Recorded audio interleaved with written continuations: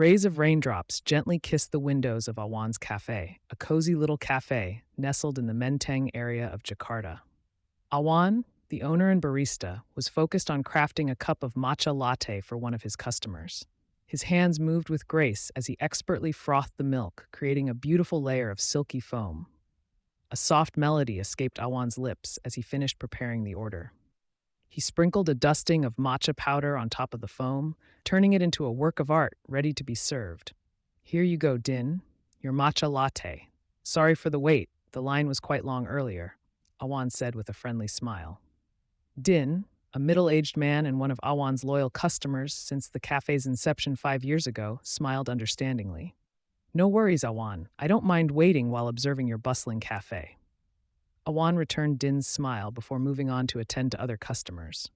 This was why Awan loved his job so much, the opportunity to interact with many people and showcase his talent for making his favorite coffee creations. Opening the cafe had been the best decision after his dream of becoming an architect fell through. But Awan never blamed fate.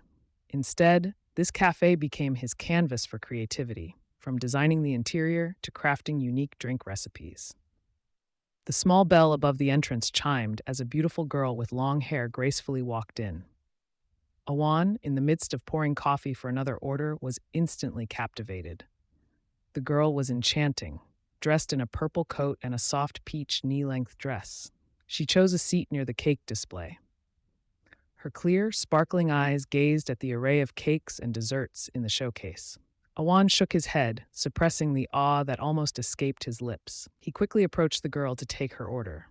"Good afternoon, miss. How can I assist you?" he politely greeted. The girl looked up and smiled warmly.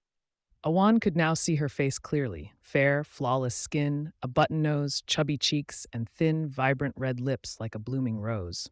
Her features were perfect, reminiscent of a Greek goddess. Awan was momentarily lost for words, mesmerized by her beauty.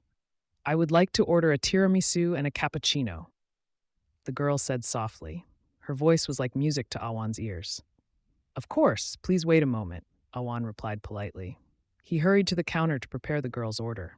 The sweet melody continued to play in his heart, a clear sign that he was smitten. Shortly after, Awan returned with a plate of tiramisu and a cup of cappuccino, adorned with a beautiful rose-shaped latte art. The girl's eyes lit up with delight. "Wow, it's so beautiful. Did you make this?" she asked enthusiastically. Awan nodded, then slightly bowed in a dramatic fashion. "I am delighted if I can make you smile, miss." The girl burst into laughter. Awan felt that her laughter was the most melodious symphony he had ever heard. "Just call me Peony. Thank you so much," she said, extending her hand. "You're welcome, Peony. I'm Awan, the owner and barista of this cafe." Awan shook her hand gently.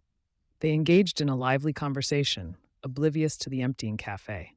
But for Awan, the conversation felt too short. There was a magnetic pull towards Peony.